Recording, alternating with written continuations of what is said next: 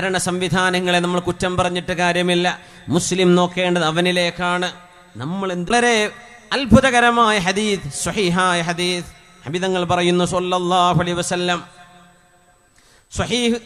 സ്വഹീഹായ ഹദീസ്, മൻ വാദബ അലാ തക്ബീറത്തിൽ ഇഹ്റാമി 40 യൗമൻ, 40 ദിവസം പുരുഷന്മാരെ സംബന്ധിച്ചിടത്തോളം ഇമാം ആദ്യത്തെ ജമാഅത്തിന് അല്ലാഹു അക്ബർ എന്ന തക്ബീർ ചൊല്ലുന്ന നേരം ഇമാമിനോടുകൂടെ തക്ബീർ ചൊല്ലാൻ 5 വക്ത് നിസ്കാരങ്ങളിൽ 40 ദിവസം നമുക്ക് സാധ്യമായാൽ, 40 ദിവസം ഇമാമോടുകൂടെ അല്ലാഹു അക്ബർ എന്ന് തക്ബീറത്തുൽ ഇഹ്റാം ചൊല്ലുമ്പോൾ ഇമാമിനോടൊപ്പം മഅ്മൂമായി നിൽക്കാനെങ്കിലും ഒരാൾക്ക് സാധിക്കുകയാണെങ്കിൽ തുടർച്ചയായ 40 ദിവസം വിടാതെ 40 ദിവസം തക്ബീറത്തുൽ ഇഹ്റാം ഇമാമോടുകൂടെ ചൊല്ലാൻ ഭാഗ്യമുണ്ടായാൽ 2 മോചനം അല്ലാഹു നൽകുമത്രേ. 2 മോചനം. ഒന്ന് ബറാഅത്തും മിനൻ നിഫാഖ്, ആ ഹൃദയത്തിൽ കാപട്യം ഉണ്ടാവുകയില്ല. വബറാഅത്തും മിനന്നാർ, ആ ശരീരം നരകത്തിലേക്ക് പോവുകയില്ല എന്ന് മഹാനായ റസൂലുള്ളാഹി സ്വല്ലല്ലാഹു അലൈഹി വസല്ലം. എത്ര ശ്രേഷ്ഠമാണിത്, എത്ര മനോഹരമായ ഹദീസാണിത്. അള്ളാഹുവിൻ്റെ മുമ്പിലേക്ക് എഴുന്നേൽക്കാൻ വുദൂ ചെയ്യുന്ന നേരത്ത് മുഖം വിവർണമാകുമായിരുന്ന, മുഖം ചമക്കുമായിരുന്ന അലി സൈനുൽ ആബിദീൻ റളിയല്ലാഹു അൻഹു. ആളുകൾ ചോദിക്കുന്നു, സയ്യിദ് കുടുംബത്തിൽപ്പെട്ട ഈ മഹാൻ മുഖത്ത് എന്തോ ഒരു ഭംഗിയാണ്, സയ്യിദന്മാരുടെ മുഖത്തുള്ളൊരു ശോഭയുണ്ട്, മുഖത്തൊരു വെളിച്ചമുണ്ട്. ആ വെളിച്ചം മഹാനവറുകൾ വുദൂ എടുത്തു കഴിഞ്ഞാൽ ചമപ്പ് നിറമായി മഹാനവരുടെ മുഖമാകെ ചെമന്ന് തുടുക്കുമ്പോൾ ആളുകൾ ചോദിക്കുന്നു, അലി സൈനുൽ ആബിദീൻ, എന്തുകൊണ്ടാണ് നിങ്ങളുടെ മുഖം ഇങ്ങനെ ചമക്കുന്നത് എന്ന് പറഞ്ഞപ്പോ മഹാന്റെ മറുപടി, അതദുറൂന ബൈന യദൈ മൻ നഖൂം, നിങ്ങൾക്കറിയുമോ ആരുടെ മുമ്പിലാണ് ഞാൻ എഴുന്നേൽക്കാൻ നിൽക്കുന്നത്? അള്ളാഹുവിന്റെ മുമ്പിലേക്കല്ലേ. വുദൂ എടുക്കുമ്പോഴേക്കും എനിക്ക് അള്ളാഹുവിന് ഓർമ്മ വരുന്നു, ഏതൊരു രാജാതിരാജന്റെ മുമ്പിലേക്കാണോ ഞാൻ എഴുന്നേൽക്കുന്നത് അവന്റെ മുമ്പിൽ എഴുന്നേൽക്കാനും നിൽക്കാനും ഈ അടിമക്കൊണ്ടാവുമോ? പേടിയാണ്. അള്ളാഹുവിന്റെ ജലാലിയത്തിന്റെ മുന്നിൽ എൻ്റെ പാപങ്ങൾ മറവീഴുമോ എന്ന പേടി കൊണ്ടാണ് ഞാൻ മുഖം ചമക്കുന്നത്, പേടിക്കുന്നത് എന്ന് അലി സൈനുൽ ആബിദീൻ റളിയല്ലാഹു അൻഹു. വുദൂ എടുക്കുമ്പോഴേക്കും മനസ്സിൽ അള്ളാഹുവിനെ പറ്റിയുള്ള ചിന്തയായി. നമ്മൾ പറയും നിസ്കരിക്കുമ്പോൾ അള്ളാഹിനെ ഓർമ്മ വരുന്നില്ല, നിസ്കരിക്കുമ്പോൾ ദുന്യവിയായ ഓർമ്മയ്ക്ക് വരിക.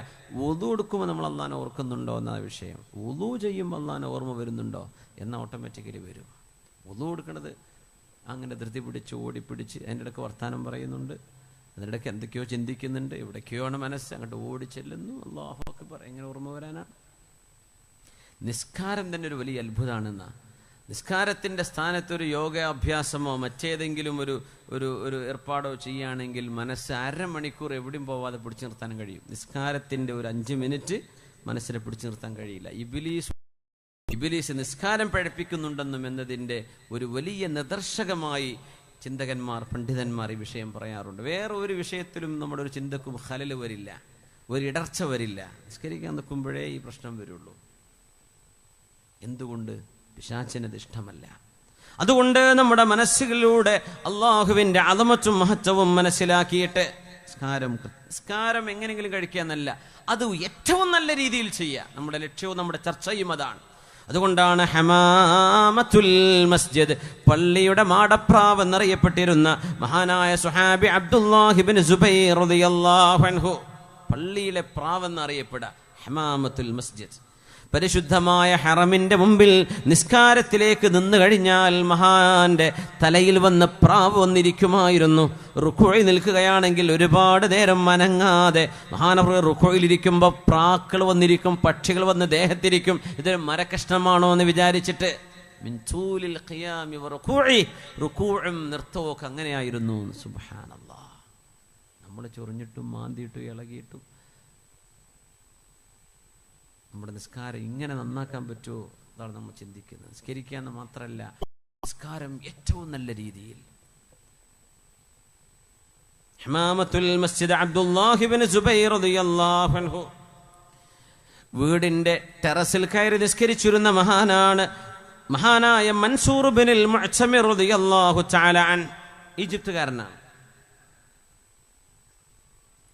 നമ്മുടെ മുൻഗാമികളിൽ പ്രഗത്ഭനായ മൻസൂർ ഇബ്നുൽ മുഅ്തമിർ റളിയല്ലാഹു തആല അയൽപക്കത്തെ വീട്ടുകാരിപ്പെട്ട ഒരു ചെറിയ പെൺകുട്ടി വീടിൻ്റെ മട്ടുപ്പാവിൽ പോകുമ്പോൾ തൻ്റെ വീട് അത്ര ഹൈറ്റില്ലെങ്കിലും ഒരു താഴെ തൻ്റെ അരികത്തെ മൻസൂർ റളിയല്ലാഹു തആല ദാക്കൽ മുശജ്ജബ്, അതായിരുന്നു നീ ആ പറഞ്ഞ മരക്കഷ്ണം.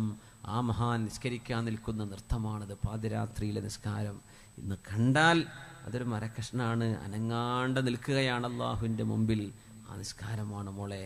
ആ മഹാൻ ഇന്നലെ മരിച്ചു, അതാണ് ഇപ്പോൾ കാണാത്തത് എന്ന് ഉമ്മ തൻ്റെ കൊച്ചുമോൾക്ക് പറഞ്ഞു കൊടുക്കുകയാണ്. സുബ്ഹാനല്ലാഹ്. അബൂ സുർഅത്തുർ റാസി റളിയല്ലാഹു അൻഹു മഹാനവറുകളോട് ഒരു മസ്അല വന്നു, മെഹ്റാബിൽ എഴുതി വെക്കുന്നതിന്റെ വിധി എന്താണ്? അബൂ സുർഅത്തുർ റാസി റളിയല്ലാഹു അൻഹുവിനോട് ഒരു ചോദ്യം. മെഹ്റാബിലൊക്കെ എഴുത്തുണ്ടാവുമല്ലോ, പ്രത്യേകിച്ച് പഴയകാലത്തെ ഇറാനിയൻ ആർക്കിടെക്ചർ, ഇസ്ലാമിക് ആർക്കിടെക്ചറൊക്കെ നോക്കിയാൽ ഒരുപാട് പള്ളിയിലൊക്കെ ഇഷ്ടംപോലെ എഴുത്ത്, ഗൾഫിലെ പള്ളിയിലൊക്കെ എപ്പോഴും കാണാൻ പറ്റും അല്ലേ? ആയത്തുകളും ഇസ്ലാമിക കലാലയങ്ങളിൽ കാണാൻ പറ്റും. അത് ഇസ്ലാമിക യൂണിവേഴ്സിറ്റികളുടെ, അതുപോലെ തന്നെ ഇസ്ലാമിക മ്യൂസിയങ്ങളുടെ ഒക്കെ, കൊട്ടാരങ്ങളുടെ ഒക്കെ ചുമരുകളിൽ, ഇപ്പോൾ താജ്മഹലിൽ തന്നെ നമുക്ക് വിശുദ്ധ ഖുർആൻ കാണാൻ കഴിയും, ചുറ്റും എഴുതി വെച്ചിട്ടുണ്ട് അല്ലേ? താജ്മഹൽ കണ്ടിട്ടില്ലേ? ഇന്ത്യയിലായിട്ട് നമുക്കൊന്ന് കാണാനുള്ള സൗകര്യം ഉണ്ടായിട്ടുണ്ടാവില്ല അല്ലേ? വലിയ സിയാറത്ത് ചെയ്യാൻ ഫضലുള്ള സ്ഥലമൊന്നുമല്ല, പക്ഷേ ഒരു ലോകാത്ഭുതങ്ങളിൽ വലുതാണെന്നൊക്കെ പറയുമ്പോൾ എന്തെങ്കിലുമൊക്കെ ആ ഒരു സ്ഥലത്തേക്ക് നടന്നു വരുന്ന ആളുകൾ വെറുതെ ഇങ്ങനെ നോക്കിയാൽ, ഒരു മനുഷ്യൻ്റെ ബിൽഡിങ്ങിലേക്ക് നോക്കിയാൽ വെറുതെ ആവരുതെന്ന ആ നോട്ടത്തിലെങ്കിലും പഠിക്കാൻ കഴിയണം. അതുകൊണ്ടാണ് പുരാതന കലയിലൊക്കെ ബിൽഡിങ്ങുകളുടെ മീതെ എഴുത്തു വരാൻ കാരണം. വെറുതെ ഒരു നോട്ടം, ഒരു ഫലമില്ലാത്തൊരു നോട്ടമായി പോകണം. നമ്മൾ ബിൽഡിങ്ങിലേക്ക് നോക്കുന്നു, ഇപ്പോൾ ഇത് ബിൽഡിംഗ് സ്കൂളാണോ എന്താണ്, ഇത് ഷോപ്പിംഗ് മാളാണ്, നോക്കുന്നു, ഇവിടെ വല്ലതും കാണാനുണ്ടോ? ഒന്നുമില്ല. അപ്പോൾ കണ്ണ് താഴ്ത്തി. നേരെ മറിച്ച് അവിടെ വലിയൊരു ഖുർആൻ വാക്യം എഴുതി വെച്ചിരിക്കുകയാണ്. അവിടെ ഒന്ന് നോക്കുമ്പോൾ ആ രായത്ത് ഓർമ്മ വന്നു അല്ലേ? സുബ്ഹാനല്ലാഹ്. ഐനമാ തുവല്ലൂ ഫസമ്മ വജ്ഹുല്ലാഹ്. എവിടെ നോക്കിയാലും അള്ളാഹുവിൻ്റെ തിരുദാത്ത് നിങ്ങൾക്ക് കാണാൻ കഴിയും. മിഹ്റാബിലേക്ക് എത്തുമ്പോൾ ഫവല്ലി വജ്ഹക ശത്റൽ മസ്ജിദിൽ ഹറാം, പരിശുദ്ധമായ മസ്ജിദുൽ ഹറാമിലേക്ക് മുഖം തിരിക്കുക നബിയെ. നിസ്കരിക്കുമ്പോൾ മിഹ്റാബിലേക്ക് എഴുതി വെക്കും. അപ്പോൾ മഹാനായ അബൂ സുർഅത്തുർ റാസി തങ്ങളോട് ചോദിച്ചു, ഇതിന്റെ വിധി എന്താണ്? മെഹ്റാബിൽ എഴുതി വെക്കുക, പള്ളിയുടെ മുകളിലല്ല, ഇമാമ് നിൽക്കുന്ന മെഹ്റാബ് ഉണ്ടല്ലോ, അതിൻ്റെ അകത്ത് ചുമരിൽ എഴുതി വെക്കുന്നതിന്റെ വിധി എന്താണെന്ന് ചോദിച്ചപ്പോൾ മഹാനവറുകൾ ഒരു അഭിപ്രായം പറഞ്ഞു. ഖദ് കരിഹഹാ ഖൗമുൻ, ഒരു വിഭാഗം ആളുകൾ അത് കറാഹത്താണെന്ന് പറയുന്നുണ്ട്. അങ്ങനെ പറഞ്ഞു, കുഴപ്പമില്ല എന്ന് പറയുന്നവരുണ്ടാവും, പക്ഷെ ഒരു വിഭാഗം ആലിമീങ്ങൾ അത് കറാഹത്താണെന്ന് പറയുന്നു. അപ്പോൾ ചോദിച്ചു, അബൂ സുർഅ, നിങ്ങൾ കറാഹത്താണെന്ന് പറയാണല്ലേ, നിങ്ങൾ ഇമാമ് നിൽക്കുന്ന ഈ മിഹ്റാബിൽ എഴുത്തുണ്ടല്ലോ, നിങ്ങൾ എന്താ അതിനെ സംബന്ധിച്ചൊന്നും പറയാത്തത്? പിന്നെ ആൾക്കാർ അങ്ങനെയാണല്ലോ പറയാ, നിങ്ങൾ കറാഹത്തെന്ന് പറഞ്ഞു ചെയ്തു, പിന്നെ എന്തേ ഇങ്ങനെ? മഹാൻ പറഞ്ഞു, സുബ്ഹാനല്ലാഹ്, 20 കൊല്ലമായി ഞാനിവിടെ ഇമാമത്ത് നിൽക്കുന്നു, 20 കൊല്ലമായിട്ട് ഞാനിത് കണ്ടിട്ടില്ലല്ലോ, നിങ്ങൾ എങ്ങനെയാ കണ്ടത്? സുബ്ഹാനല്ലാഹ്, 20 കൊല്ലമായി ഞാൻ ആ പള്ളിയിലെ ഇമാമാണ്, പക്ഷേ അള്ളാഹുവിൻ്റെ മുമ്പിലേക്ക് വരുമ്പോൾ ഞാൻ ഈ പെയിൻറ്റും എഴുത്തൊന്നും, ഞാൻ എൻ്റെ കണ്ണ് അങ്ങോട്ടൊന്നും വിടാറില്ല, ഞാൻ സുജൂദിൻ്റെ മണ്ണിലേക്കാണ് നോക്കുന്നത്, ഞാനിത് കണ്ടിട്ടില്ലല്ലോ 20 കൊല്ലമായിട്ട്. സുബ്ഹാനല്ലാഹ്. ഇതൊരു സാധാരണക്കാരൻ പറഞ്ഞാൽ നമ്മൾ വിചാരിക്കും ബടായി പറയായിരിക്കുന്നു. അബൂ സുർഅത്തുർ റാസി റളിയല്ലാഹു അൻഹു ആണ് ഈ പറയുന്നത്. സുബ്ഹാനല്ലാഹ്, 20 കൊല്ലമായി ഞാനത് കണ്ടില്ല. സഈദ് ഇബ്നുൽ മുസയ്യിബ് റളിയല്ലാഹു അൻഹു ആണ് ഏറ്റവും അത്ഭുതകരമായ ഒരു കാര്യം പറഞ്ഞത്. മുൻദു 40 സന ما فاتتني تكبيرة الإحرام في المسجد. ഒരു തക്ബീറത്തുൽ ഇഹ്റാം കിട്ടാതെ 40 കൊല്ലത്തെ എൻ്റെ നിസ്കാരത്തിൽ ഒരവസരം പോലും ഉണ്ടായില്ല. 40 കൊല്ലമായി എനിക്ക് തക്ബീറത്തുൽ ഇഹ്റാമിൽ തന്നെ ഇമാമോടുകൂടെ ഒന്നാമത്തെ തക്ബീറിൽ ഇമാമിൻ്റെ കൂടെ നിൽക്കാൻ ഭാഗ്യമുണ്ടായിട്ടുണ്ട്. 40 വർഷത്തെ എല്ലാ നിസ്കാരങ്ങളിലും. ഇതൊക്കെ പറയണമെങ്കിൽ വല്ലാത്ത ജീവിതത്തിൻ്റെ വിശുദ്ധിയുള്ളവർക്ക് ഇത് പറയാൻ കഴിയൂ. സഈദ് ഇബ്നുൽ മുസയ്യിബ് റളിയല്ലാഹു അൻഹു. അങ്ങനെ എത്രയാണ് സംഭവങ്ങൾ. നമ്മുടെ സമയം അതിക്രമിക്കുന്നോ എന്ന് വിചാരിച്ച് നമ്മൾ ധൃതിയിൽ പോവുകയാണ്. മഹാനായ റബീഉ ഇബ്നു ഹുസൈം റളിയല്ലാഹു അൻഹു നേരത്തെ പറഞ്ഞ ഇബ്നു മസ്ഊദ് തങ്ങളുടെ ശിഷ്യൻ, അവരൊരു കുതിര വാങ്ങിച്ചു. മഹാനവറുകളുടെ മൗല ഖാദിമായിട്ടുണ്ട് യസാർ എന്ന് പറയുന്നൊരു മഹാൻ. മഹാനായ റബീ തങ്ങളുടെ ഖാദിമാൻ. അപ്പൊ യസാർ എന്നവർ കുതിരയെ വാങ്ങിച്ചു കൊണ്ടുവന്നു. അവരൊരു എക്സ്പെഡിഷന് പോവുകയാണ്. മഹാനവറുകൾ ആ കുതിരയെ അവിടെ നിർത്തിയിട്ട് നിസ്കരിക്കാൻ വേണ്ടി നിൽക്കുകയാണ് റബീ എന്നവർ. അപ്പോ യസാർ പറഞ്ഞു, പിന്നെ ഷേഖ് അവറുകളെ, ഞാൻ ഈ കുതിരയ്ക്ക് തിന്നാനുള്ള പുല്ല് വാങ്ങിച്ചിട്ട് വരാം, നിങ്ങൾ കുതിരയെ നോക്കണം കേട്ടോ. നല്ല വിലപിടിപ്പുള്ള കുതിരയാണ്. അതിനിടെ അദ്ദേഹം അല്ലാഹു അക്ബർ എന്ന് പറഞ്ഞ് നിസ്കാരത്തിലേക്ക് പ്രവേശിച്ചു. നിസ്കാരം കഴിഞ്ഞപ്പോൾ ആരോ കുതിരയെ അടിച്ചു മാറ്റി കൊണ്ടുപോയിട്ടുണ്ട്. ഓ, ഖാദിബ് വന്ന് ഓടി വന്ന് ചോദിച്ചു, യസാർ എന്നവർ, അല്ല റബീ എന്നവരെ, നിങ്ങളുടെ കൺമുമ്പിൽ വെച്ചിട്ട് ഇതിനെ കട്ടുകൊണ്ടുപോവേ? നിങ്ങളുടെ ഒരു ആൾ നിസ്കരിക്കാൻ മുമ്പിൽ നിന്നിട്ട് ഇപ്പൊ വാങ്ങിച്ചു വെച്ച 100 കണക്കിന് ദിർഹം വിലയുള്ള ഈ വാഹനം, അള്ളാഹുവിന്റെ മാർഗത്തിൽ നിങ്ങൾക്ക് യാത്ര ചെയ്യാനുള്ള വാഹനം, കട്ടുകൊണ്ടുപോയിട്ട് നിങ്ങൾ അറിഞ്ഞില്ലേ എന്ന് ചോദിച്ചു. മഹാനവറുകൾ പറഞ്ഞു, മോനെ, മാ കാന ഹുനാക ശൈഉൻ യുശ്ഗിലുനി അനിസ്സലാഹ്. അല്ലാഹുവിന്റെ മുമ്പിലേക്ക് റബ്ബേ, നീയാണ് ഏറ്റവും വലിയവനെന്ന് അല്ലാഹു അക്ബർ എന്ന് ഞാൻ ചൊല്ലിയാൽ പിന്നെ മറ്റൊന്നുമേ എൻ്റെ നിസ്കാരത്തിൽ ഒരു ഡിസ്ട്രാക്ഷൻ ഉണ്ടാക്കാൻ ഒന്നിനും കഴിയില്ല, എൻ്റെ ചിന്തയെ മാറ്റാൻ ഒന്നിനും കഴിയില്ല. അതുകൊണ്ട് ഞാൻ കണ്ടിട്ടില്ല മോനെ, വാഹനം കൊണ്ടുപോയത് ഞാൻ കണ്ടിട്ടില്ല.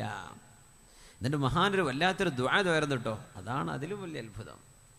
അല്ലാഹുമ്മ, പടച്ചവനെ, ഇന്നഹു സറഖനി വലം അകുൽ ലിഅസ്രിഖഹ്. പടച്ചവനെ, അവൻ എൻ്റെ വാഹനം മോഷ്ടിച്ചു കൊണ്ടുപോയി, ഞാൻ അവൻ്റേത് മോഷ്ടിച്ചതല്ല. അല്ലാഹുമ്മ ഇൻ കാന ഗനിയൻ ഫഹ്ദിഹി. പടച്ചവനെ, എൻ്റെ കുതിരയെ മോഷ്ടിച്ചു കൊണ്ടുപോയ മനുഷ്യൻ ഒരു ധനികനാണെങ്കിൽ അവന് നീ ഹിദായത്ത് കൊടുക്കണേ പടച്ചവനെ. വഇൻ കാന ഫഖീറൻ ഫഅഗ്നി. ആ കൊണ്ടുപോയ മനുഷ്യൻ ഒരു ദാരിദ്ര്യമുള്ള ആളാണെങ്കിൽ, മോഷണം ചെയ്ത കള്ളൻ ഒരു ദരിദ്രനാണെങ്കിൽ അവന് നീ അഭിവൃദ്ധി കൊടുക്കണേ പടച്ചവനെ. വരുന്നത് എൻ്റെ കുതിരയെ കിട്ടിയാൽ ഞാൻ അവനെ പിടിച്ച് എൻ്റെ അടിക്കും, അതൊന്നുമല്ല പറയണത്. പടച്ചവനെ കൊണ്ടുപോയി, മുതലാളിയാണെങ്കിൽ ഹിദായത്ത് കൊടുക്കുക, ആരെയും മോഷണം ചെയ്യാണ്ടിരിക്കാൻ. അവൻ കുടുങ്ങിയിട്ട് ചെയ്തതാണ്. പടച്ചവൻ അവന് വേറെ ഏതെങ്കിലും ഹലാല് കൊണ്ട് ഐശ്വര്യം കൊടുക്ക്, എന്നാലെങ്കിലും മോഷണം ചെയ്യില്ലല്ലോ. ഇത് ദ്വായർന്നു കൊടുത്തു മഹാനായ റബീ ഇബ്നു ഹുസൈം. സ്വഭാവ ഗുണത്തിൽ പോലും ഉന്നതമായ മൂല്യം. സുബ്ഹാനല്ലാഹ്. ഈ ഉമ്മത്തിന്റെ മുൻഗാമികളിലെ ഏറ്റവും വലിയ പ്രത്യേകത ഇതാണ്. അല്ലാഹുവേ, അല്ലാഹുവേ, അല്ലാഹു നമ്മളെ ഖൈറു ഉമ്മത്തായി അല്ലാഹു സ്വീകരിക്കട്ടെ. ആമീൻ യാ റബ്ബൽ ആലമീൻ, ആമീൻ യാ റബ്ബൽ ആലമീൻ. അങ്ങനെ ഉന്നതമായ ഈമാനും അള്ളാഹുവിനോടുള്ള അടുപ്പവും ഉണ്ടായപ്പോൾ കറാമത്തുകൾ പോലും അവർ കാണിച്ചത് മനോഹരമായി, അത്ഭുതകരമായ കറാമത്തുകൾ, ചില്ലറയല്ല. അള്ളാഹുലേക്ക് അവരുടെ അടുപ്പം ഇങ്ങനെയാണെങ്കിൽ അവരിലൂടെ അള്ളാഹു കാണിക്കുന്ന കറാമത്തുകൾ മഹാത്ഭുതം, മഹാത്ഭുതം. മഹാനായ ഇബ്നു സയ്യിദുന്നാസ്, പ്രശസ്തനായൊരു ആലിം, അദ്ദേഹത്തിന്റെ അൽ മഖാമാത്തുൽ ജലിയ ഫി കറാമാത്തിസ് സുഹാബ എന്നൊരു കിതാബുണ്ട്. സുഹാബത്തിന്റെ കറാമത്തുകൾ വിവരിക്കുന്നത്. സുഹാബികൾക്ക് ഒരുപാട് കറാമത്തുകൾ ഉണ്ടായിട്ടുണ്ട്. നമ്മൾ സാധാരണ കേൾക്കുമ്പോൾ മുഹീദ്ദീൻ ശൈഖ് തങ്ങളുടെ കഥ കേൾക്കും, മഹാനായ റിഫായി ശൈഖ് തങ്ങളുടെ കഥ കേൾക്കും, മുഈദ് ചിശ്തി അൽ ജമീരി തങ്ങളുടെ കഥ കേൾക്കും. ഔലിയാക്കള് താബിഈങ്ങൾക്ക് ശേഷം ഇങ്ങോട്ട് വന്നവർ, പക്ഷേ സ്വഹാബത്തിൽ പോലും ഒരുപാട് സ്വഹാബിമാരുടെ കറാമത്തുകൾ ഉണ്ടായി. അത് രേഖപ്പെടുത്തിയ ഇബ്നു സയ്യിദിന്നാസ് എന്ന് പറയുന്ന മഹാനായ അഹ്ലുസുന്നയുടെ ഒരു പണ്ഡിതനുണ്ട്. മഹാനവറുകളുടെ ഒരു സംഭവം പറയുന്നുണ്ട് അവിടെ. ആ സംഭവത്തിൽ മഹാനായ അബൂ റൈഹാന റളിയല്ലാഹു തആല സ്വഹാബിയാണ്. അബൂ റൈഹാന, മഹാനായ അബൂ റൈഹാന റളിയല്ലാഹു തആല അദ്ദേഹത്തിന്റെ കറാമത്ത് പറയും മുമ്പ് ഒരു സംഭവം പറയാം. ബഹുമാനവറുകൾ നിബിതങ്ങളോടുകൂടെ യുദ്ധങ്ങളിലേക്ക് പോയി തിരിച്ചു വരുമ്പോൾ 2-3 മാസം കഴിഞ്ഞ് തിരിച്ചു വന്ന് വീട്ടിലേക്ക് കയറുമ്പോൾ നേരെ മെഹ്റാബിലേക്ക് ചെന്ന്, റൂമിൽ നിസ്കരിക്കുന്ന സ്ഥലമുണ്ട് വീട്ടിൽ, അവിടെ ചെന്ന് നേരെ നിസ്കാരത്തിലേക്ക് പ്രവേശിക്കും. നേരം വെളുക്കുന്നവരെ നിസ്കാരം. പിറ്റേന്ന് അള്ളാഹുവിന്റെ റസൂലിന്റെ വിളിയാളമുണ്ട്, മറ്റൊരു സ്ഥലത്തേക്ക് നമുക്ക് പോകാനുണ്ട്. കിട്ടിയതും കയ്യിലെടുത്ത് പോവുകയാണ്. അപ്പൊ ഭാര്യ നിർത്തിയിട്ട് ചോദിച്ചു, അല്ല അബൂ റൈഹാന, 3-4 മാസമായില്ലേ നമ്മൾ കണ്ടിട്ട്, നിങ്ങൾക്ക് നമ്മളെയൊന്നും വേണ്ടയോ എന്ന് ചോദിച്ചു. പറഞ്ഞു, യാ ഉമ്മ റൈഹാന, എൻ്റെ ഭാര്യ, അങ്ങനെ മനസ്സിലൊരു തോന്നലുണ്ടെങ്കിൽ അങ്ങനെ ആവാമായിരുന്നു, പക്ഷേ എൻ്റെ മനസ്സിൽ ഇപ്പം അതൊന്നുമില്ല.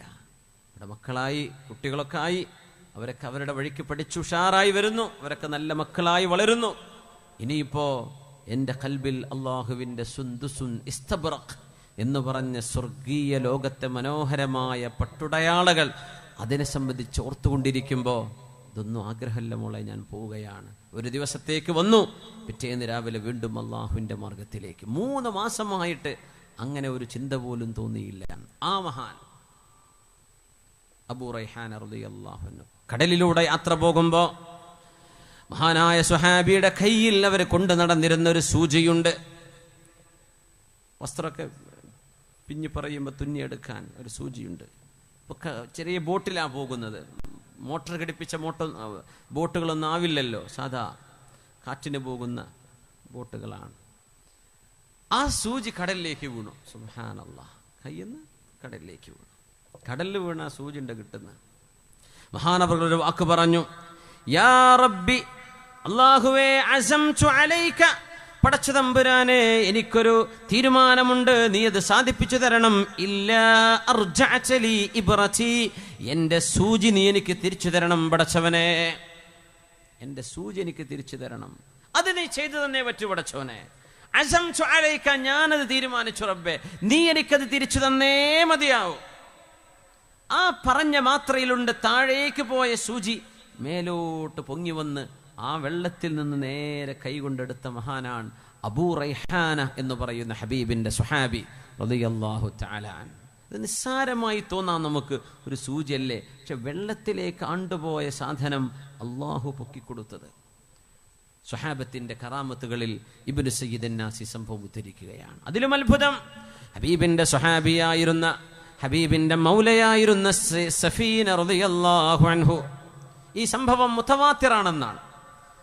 റോമക്കാർ മഹാനവറുകളെ പിടിച്ചു വെച്ച് യൂറോപ്പുകാർ എന്ന് പറഞ്ഞാൽ അന്നത്തെ തുർക്കിക്കാർ, അന്ന് തുർക്കികൾക്കാണ് റോമക്കാർ എന്ന് പറയാറുള്ളത്. റൂമിയ എന്ന് പറയുന്നതാണ് ഇന്നത്തെ റോം, ഇറ്റലിയുടെ ഭാഗമായ റോം. അതിന് റൂമിയ എന്ന് പറയും. റോം എന്നത് തുർക്കിയാണ് അന്നത്തെ ഉദ്ദേശം, കാരണം അവർ യൂറോപ്യരാണ് തുർക്കി ഭരിച്ചിരുന്നതെന്ന്.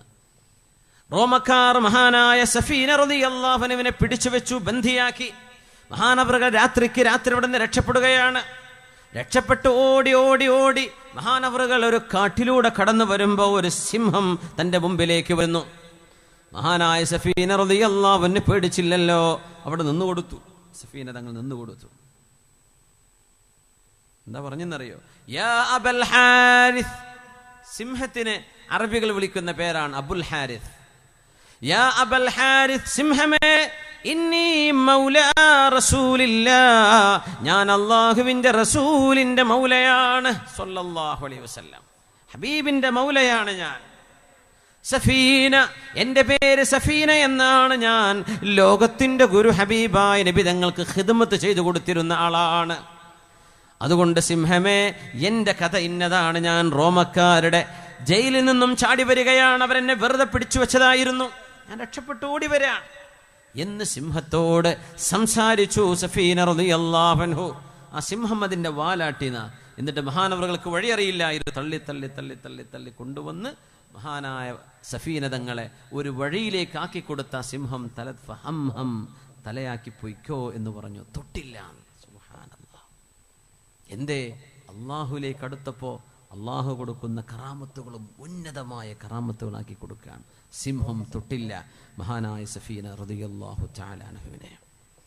അതുകൊണ്ട് മുഅ്മിനീങ്ങളെ, അള്ളാഹുവിന് വേണ്ടി ജീവത്യാഗം ചെയ്യാനും പടച്ചതമ്പുരാന് സമർപ്പണത്തിൽ അള്ളാഹുവിലേക്ക് അടുക്കാനുമുള്ള ഒരു സമയം ഇതാ നമുക്ക് വന്നെത്തിയിരിക്കുകയാണ്. പരിശുദ്ധമായ ഹബീബായ റസൂലുള്ളാഹ് സ്വല്ലല്ലാഹു അലൈഹി വസല്ലം തങ്ങളുടെ ആ ഒരു വളരെ തരളിതമായ സ്മരണകൾ അയവിറക്കുന്ന റബീഇലേക്ക് നമ്മൾ കടന്നിരിക്കുകയാണ്. റഹ്മർ റഹീമായ റബ്ബ് ഹബീബിൻ്റെ ആ ഒരു വെളിച്ചം ജീവിതത്തിലേക്ക് ആവാഹിച്ച് ഉന്നത മൂല്യങ്ങൾക്ക് വേണ്ടി ജീവിച്ച് അള്ളാഹുവിന് വേണ്ടി ജീവിച്ച് സൃഷ്ടാവിനെ കണ്ടുമുട്ടാനുള്ള ഭാഗ്യം അള്ളാഹു നമുക്ക് നൽകട്ടെ. ആമീൻ യാ റബ്ബൽ ആലമീൻ എന്ന് പടച്ച തമ്പുരാനോട് നമ്മൾ ദുആ ചെയ്യുകയാണ്. മഹാനായ അഷ്റഫുൽ ഖൽഖ് സ്വല്ലല്ലാഹു അലൈഹി വസല്ലം തങ്ങളും അവിടുത്തെ പിന്മുറക്കാരായ സ്വഹാബികളും അവരുടെ അള്ളാഹുലേക്കുള്ള അടുപ്പത്തിൽ അള്ളാഹുമായുള്ള ബന്ധത്തിൽ കാണിച്ച ഉന്നതമായ സ്റ്റാൻഡേർഡ്, ആ ഒരു തലത്തിലേക്ക് നമ്മുടെ മക്കളും നാമും നമ്മുടെ ഭാര്യ സന്തതികളും നമ്മുടെ കുടുംബവും ആ രീതിയിൽ നിസ്കരിക്കുക എന്ന് മാത്രമല്ല അത് പെർഫെക്റ്റായിട്ട് അള്ളാഹുവിന് വേണ്ടി ത്യാഗം ചെയ്യുക എന്ന് മാത്രമല്ല, അത് ഏറ്റവും നല്ല രീതിയിൽ ജീവിതത്തിൻ്റെ അവസാനത്തെ സെക്കൻഡ് വരെയും വിജ്ഞാനത്തിലായി, ഇൽമിനായി, ഇൽമിൻ്റെ പ്രസരണത്തിലായി, ദഅവത്തിലായി ജീവിക്കാനുള്ള തൗഫീഖ് അള്ളാഹു നമുക്കെല്ലാവർക്കും തന്ന് അനുഗ്രഹിക്കട്ടെ. ആമീൻ യാ റബ്ബൽ ആലമീൻ.